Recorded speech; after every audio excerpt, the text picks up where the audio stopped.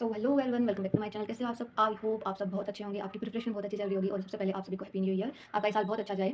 ठीक है, तो आज की ये वीडियो अपनी रहने वाली है कि मैंने क्या फॉलो किया था, मेरी स्ट्रेटेजी क्या थी। बहुत कुछ ये वो वाला सीन नहीं है। देखो, मैंने जो किया था वो मैं आपको बताऊंगी। जनरली जो चीज़ें की थी वही। देखो, ये बिगिनर्स के लिए भी है, जो बीच में थे उनके लिए भी, जिन्हें 1-2 साल 1.5 साल उनके लिए भी है, क्योंकि मुझे पूरे 3 साल लगे थे।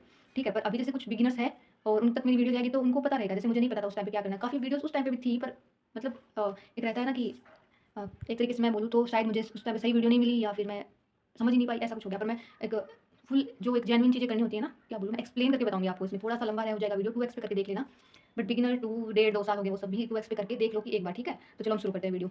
देखो यार, बिगिनर्स लोगो, सिलेबस कवर कर रहे हो, पहली चीज़ तो ये तुम लोग सिलेबस कवर कर रहे हो, पर सिलेबस जिस दिन उठा रहे हो, जिस दिन सोच लिया कि मुझे प्रिपरेशन करनी है, उसी दिन से टू डू लिस्ट बनानी है कि आज मैं ये टॉपिक कर रहा हूँ, इस सब्जेक्ट में मेरा ये टॉपिक कंप्लीट हुआ है, तो अगले दिन मुझे प्रैक्टिस करनी है, वो टू डू लिस्ट में लिखना है। 1 घंटे, डेढ़ घंटे, 2 घंटे, तुम जितनी प्रैक्टिस करना चाहो, तुम्हारी जितनी कैपेबिलिटी है। देखो, स्टार्टिंग में बहुत ज़्यादा बर्डन नहीं लेना है, थोड़ा-थोड़ा करके सब कवर हो जाएगा आपका, ठीक है?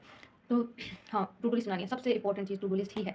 देखो, टू डू लिस्ट बनाने से होता क्या है, मैं जब रात को या सुबह की टू डू लिस्ट बनाती थी ना, सॉरी थोड़ा-सा वर्ड ऊपर नीचे हो गया, टू डू लिस्ट बनाती थी ना, तो मेरे माइंड में यही रहता था कि मैंने डिसाइड कर लिया होता था, एक दिन मेरे को ये करना है, 10 चीज़ें डिसाइड करती थी, तो 7 से 8 चीज़ें कंप्लीट होती थी। कभी-कभी होता था कि मुझे कहीं किसी काम से मैं चली गई, या घर वालों का कोई काम हो गया, घर पे कोई आ गया, या फिर मैं कहीं भी हूँ, तो 10 में 6 चीज़ें होती थी, बट होती थी। अगर टू डू लिस्ट नहीं बनाएँगे तो ऐसा समझ लो सब कुछ स्किप हो जाएगा, या कुछ दिमाग में नहीं रहेगा, ऐसे एक वे नहीं रहेगा हमारा, ठीक है? तो पूरे दिन का जो वे होता है ना, वो टू डू लिस्ट से हमारा क्लियर रहेगा, एक विज़न हमारा कि आज-आज ये करना है। तो मोस्ट इंपॉर्टेंट थिंग आपकी ये जो करनी है, टू डू लिस्ट बनानी है। मेरी थी ये चीज़ कि मैं टू डू लिस्ट बनाती थी, ठीक है?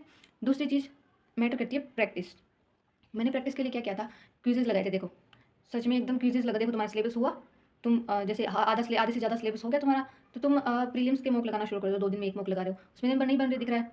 जैसे तुमने प्रैक्टिस की है टॉपिक कवर करके, ठीक है, मॉक टेस्ट 2 दिन में 1 बार लगा रहे हो, ओके, नहीं आ रही स्पीड, नंबर नहीं आ रहे, क्विज़ेज़ लगाओ, सिंपल। जैसे रोज़-रोज़ तुम क्विज़ लगाओगे, तुम्हारा माइंडसेट क्लियर होगा, तुम्हारी स्पीड बढ़ेगी, ठीक है? मैंने भी ऐसे ही किया था। मैं एकदम ऐसे समझ लो डम्ब गर्ल में से आती हूँ, जिसको कुछ नहीं आता भाई, एकदम एवरेज से भी थोड़ा नीचे ही समझ लो, ठीक है? मुझे कुछ नहीं आता था, कुछ नहीं था, बस एक पता नहीं रीज़निंग कैसे भाई सबकी अच्छी होती है, वैसे मेरी भी सही से ही चल रही थी रीज़निंग। बाकी इंग्लिश बहुत ख़राब, इंग्लिश में शुरू में 2-3 नंबर आते थे। सॉरी, मैं एक हटके वे अलग बातों में, पर ये बातें भी जानना ज़रूरी होता है, क्योंकि बहुत सारे बच्चे ऐसे जिनको 1 साल हो गया, नंबर ही नहीं आ रहे, कोई प्री क्लियर नहीं हो रहा, और वो कहीं न कहीं माइंड में सोचने लग जाते हैं कि यार मैं तो क्या हूँ, मुझसे तो कुछ हो ही नहीं रहा। मैं बैठी हूँ, मैं एसबीआई में हूँ अभी, जूनियर एसोसिएट क्लर्क हूँ अभी, तो आप लोग भी आ सकते हो, एग्ज़ाम क्लियर कर सकते हो भाई, सब अचीव कर सकते हो। बस एक वे में एक अच्छी एक स्ट्रैटेजी होनी चाहिए, आपका बढ़िया एकदम प्रैक्टिस होनी चाहिए, माइंड एकदम क्लियर होना चाहिए, ठीक है? तो ये चीज़ थी, सिलेबस कवर हुआ, टू डू लिस्ट बनाई साथ में, प्रैक्टिस किया आपने, और प्रैक्टिस के लिए क्विज़ेज़ फॉलो करो, ठीक है? ओके, प्रैक्टिस के लिए क्विज़ेज़ फॉलो करने हैं, मॉक लगाने हैं, 2 दिन में 1 बार मॉक लगाना। ये बात हुई, हमारे सिलेबस कवर किया, प्रैक्टिस की और मॉक लगाना, ठीक है? ये एक था मेरा भी, ये सब मैं करती थी। इसके बाद में कुछ बच्चे आई मीन मुझसे कुछ लोगों ने, कुछ बच्चों ने पूछा कि आप एक दिन में कितने क्वेश्चन सॉल्व करते थे, या फिर एक दिन में कितने क्वेश्चन सॉल्व करने चाहिए? देखो, वो टॉपिक पे डिपेंड करता है। जैसे कि पज़ल है, पज़ल मैं कैसे पज़ल करती थी, मैं टॉपिक बता देती हूँ आपको। पज़ल में मैंने शुरू में सिलेबस कवर किया था, उस टाइम सर की क्लास से किया था, ठीक है? उसके बाद में मैंने थोड़ी क्विज़ेज़ लगाई, पर जैसे प्रीलिम्स लेवल के सॉरी प्रीलिम्स लेवल की जो पज़ल थी ना, वो क्विज़ से हो जा रही थी, पर मेंस लेवल की कुछ नहीं, ब्लैंक एकदम, मतलब आधे घंटा लग रहा है, 1 घंटा तक लग रहा है भाई एक पज़ल के अंदर।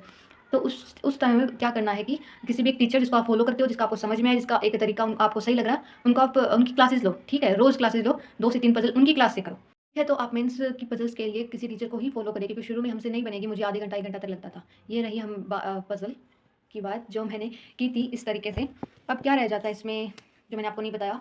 हाँ, एक चीज़ जो सभी का सबसे बड़ा एक क्या बताऊँ, टेंशन वाला टॉपिक, सॉरी टॉपिक नहीं, टेंशन वाला सब्जेक्ट, करंट अफेयर। कैसे करें, कैसे होगा? मुझे भी कुछ याद नहीं रहता था। मैं पहले मैंने क्या किया था वो मैं बताती हूँ आपको। मैं जैसे मेरा एसबीआई का एग्ज़ाम, वैसे नॉर्मली मैं डेली बेसिस पे क्लास लेती थी और वीकली पीडीएफ पढ़ती थी। ये था मेरा एसबीआई का ये एसबीआई क्लर्क का एग्ज़ाम था। उससे 3-4 महीने पहले मैंने क्या किया, मैं कपिल काटपाल सर को फ़ॉलो करती थी। 3 से 4 से 5 3-4 महीने मान लो उस टाइम, ठीक है? मैं सर की क्लास लेती थी और सर की वीकली पीडीएफ पढ़ती थी, सर की क्विज़ करती थी। अब सबसे बड़ी जो चीज़ मैटर करी है ना इसमें, करंट अफेयर में भी देखो, आप क्विज़ लगाओगे, आपका आपके माइंड में वो चीज़ें रहेंगी क्विज़ लगाने से। मेरे साथ ऐसा हुआ है, और क्विज़ लगाना कितना मैटर करता है ये चीज़ मैंने फ़ील की, ठीक है? जैसे-जैसे मैं क्विज़ लगाती मेरे को याद होता, और कई बार ऐसा होता कि एक क्विज़ में 3-4 क्वेश्चन वो अगले क्विज़ में भी है, या फिर ऐसा कुछ होता, और मैं मॉक टेस्ट दे रही हूँ, उसमें भी कहीं न कहीं मेरे ठीक-ठाक नंबर आने लग गए थे, ठीक है?